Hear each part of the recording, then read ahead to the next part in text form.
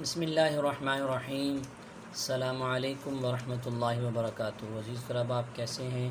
اللہ کی ذات سے بڑی امید ہے کہ آپ خیر و عافیت سے ہوں گے۔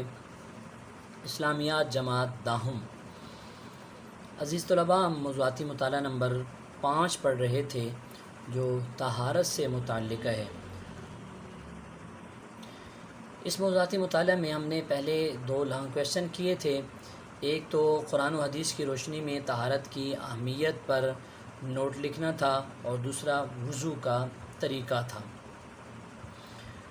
تو مجھے امید ہے آپ نے یہ دونوں لانگ کویشچن بھی اچھی طرح سے یاد کر لیے ہوں گے اور اس سے متعلقہ جو مختصر سوالات تھے وہ بھی آپ نے اچھی طرح سے یاد کر لیے ہوں گے۔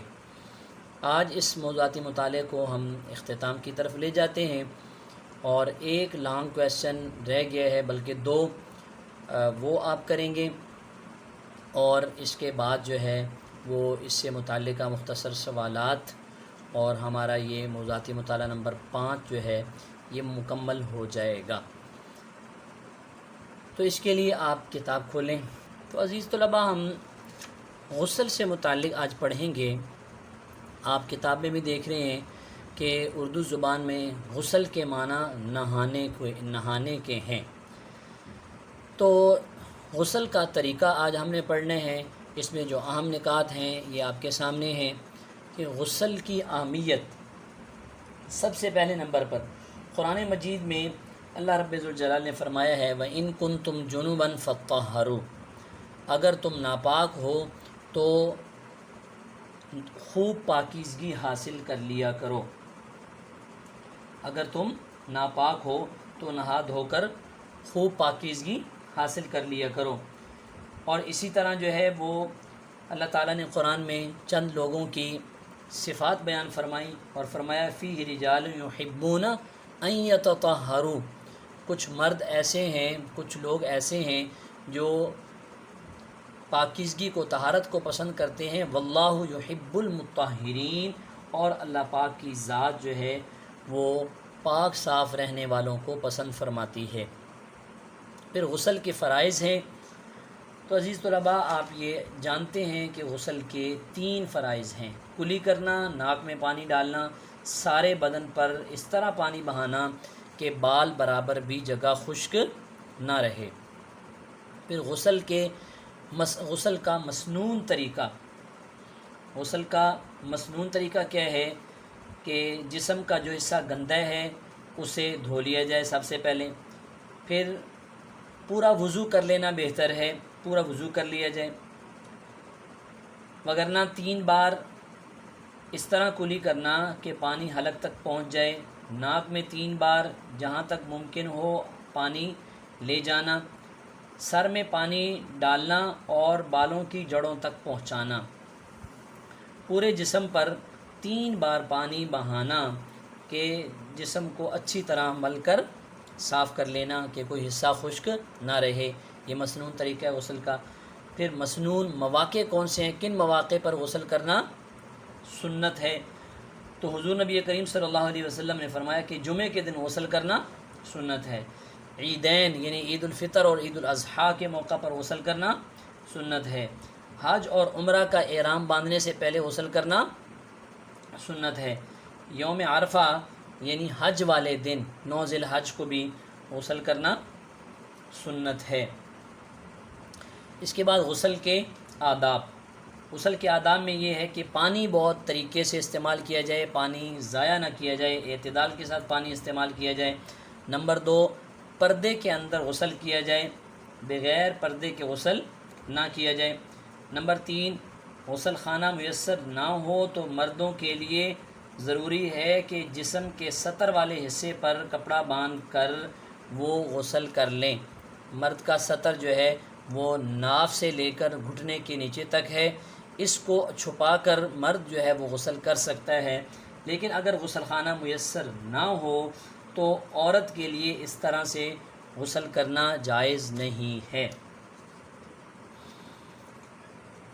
نمبر 4، غسل کرتے وقت باتیں کرنے اور گنگنانے سے پرہیز کرنا چاہیے، یہ بھی غسل کے آداب میں ہے۔ پھر غسل کے فوائد کیا ہیں، چند ایک فوائد بھی اس کے ہیں، آپ سن لیں۔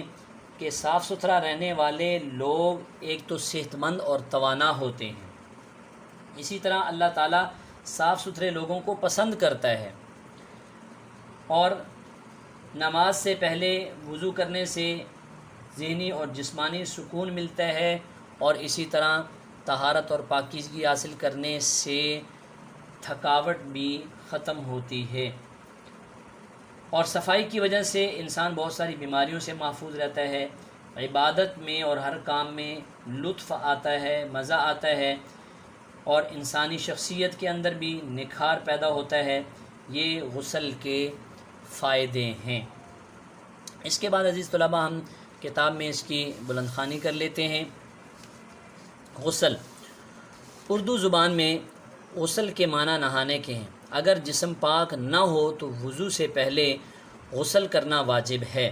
علاوہ ازیں انسان کو صاف ستھرا رکھنے کے لیے نہانے کی ترغیب دی گئی ہے، چنانچہ نبی کریم صلی اللہ علیہ وسلم نے جمعے کے دن غسل کرنے کو ہر مسلمان کے لیے مسنون قرار دیا ہے۔ اسی طرح عیدین، عید الفطر، عید الاضحیٰ اور عمرہ حج کے لیے احرام باندھنے سے پہلے بھی نہانے کو اپنی سنت میں شامل کیا ہے۔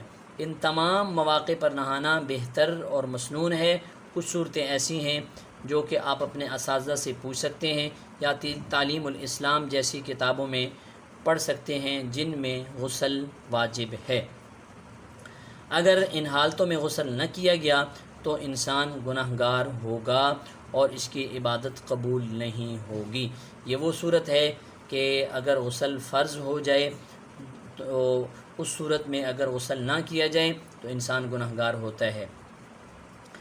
غسل کا طریقہ: نہانے سے پہلے یہ ضروری ہے کہ جسم کا جو حصہ گندا ہے اسے دھو لیا جائے، یہ مسنون طریقہ ہے، اور اس کے بعد اگر ہو سکے تو وضو کر لینا بہتر ہے، وگرنہ 3 بار اس طرح کلی کرنا کہ پانی حلق تک پہنچے، اور پھر ناک میں 3 بار جہاں تک ممکن ہو پانی آگے تک لے جائے، آخر میں پورے جسم پر 3 بار پانی بہایا جائے اور جسم کو اچھی طرح مل کر صاف کر لیا جائے۔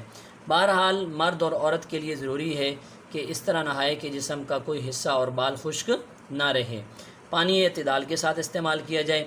یہ جو آپ کو میں نے بتایا تھا کہ غسل کے آداب ہیں، خواہ مخواہ پانی ضائع نہ کیا جائے، غسل خانے میں نہایا جائے، اگر غسل خانہ میسر نہ ہو تو کپڑا پہن کر مد کے لیے نہانے کی اجازت ہے، البتہ عورت کے لیے ضروری ہے کہ پردے میں نہائے۔ غسل کرتے وقت گنگنانے اور باتیں کرنے سے منع کیا گیا ہے۔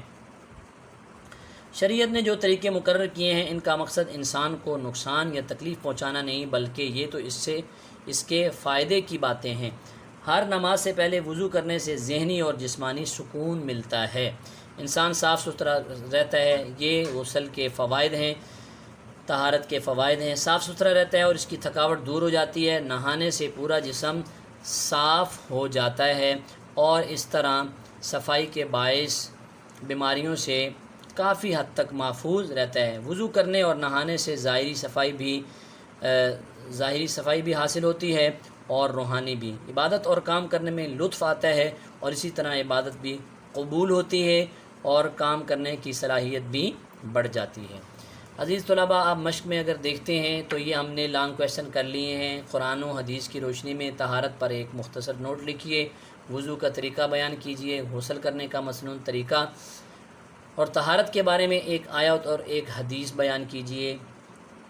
آپ کی کتاب میں ایک آیت اور ایک حدیث لکھی ہے طہارت سے متعلقہ۔ اس کے بعد یہ جو خالی جگہ ہیں ان کو ہم پر کر لیتے ہیں۔ یہ عزیز طلباء، یہ خالی جگہوں کو مناسب الفاظ سے پر کیجیے۔ جمعہ کے دن غسل ڈیش ہے، یہ آپ جب اچھی طرح سے سبق کو پڑھ لیں گے تو آپ خود بھی اس کو انشاءاللہ حل کر لیں گے۔ جمعہ کے دن غسل سنت ہے، عیدین کے دن غسل سنت ہے یا مسنون ہے۔ غسل کرتے وقت پورے جسم پر 3 مرتبہ پانی بہایا جائے، پانی کا استعمال کم سے کم کیا جائے۔ آج کی ڈائری آپ دیکھ لیں عزیز طلباء، یہ آج کی ڈائری ہے آپ کی۔ غسل کا مسنون طریقہ، تفصیلی جواب یاد کرنے ہیں اور مختصر سوالات و جوابات یاد کرنے ہیں۔ اب یہ لانگ کویسچن اور مختصر سوالات جوابات میں آپ کو نوٹس میں دکھا دیتا ہوں۔ عزیز طلباء، یہ اس موضوعاتی مطالعہ کے مختصر سوالات ہیں نوٹس کے بالکل پہلے صفحے پر یہ مختصر سوالات ہیں، اور صفحہ نمبر 2 پر بھی اس کے کچھ مختصر سوالات ہیں، آپ دیکھ رہے ہیں۔ یہ سوالات جوابات بھی آپ نے اچھی طرح سے یاد کر لینے۔ پھر لانگ کویسچن جو ہے وہ آپ دیکھ لیں۔ یہ لانگ کویسچن ہے، غسل کرنے کا مسنون طریقہ کیا ہے؟ یہاں غسل کے میں نے نہانے کے ہیں، اگر جسم پاک نہ ہو تو پہلے غسل واجب ہے۔ یہ آپ اس طرح سے لانگ کویسچن کرتے جائیں گے۔ اس کے بعد یہ دوسرا کویسچن ہے، طہارت کے بارے میں ایک آیت اور ایک حدیث بیان کیجئے۔ تو یہ وَثِيَابَكَ فَطَهِّرْ یہ آیت ہے، اور الطہور شطر الایمان یہ حدیث ہے۔ عزیز طلباء، آپ نے یہ کام اچھی طرح سے یاد کر لینے ہیں۔ اللہ آپ کا حامی و ناصر ہو۔ السلام علیکم ورحمۃ اللہ وبرکاتہ۔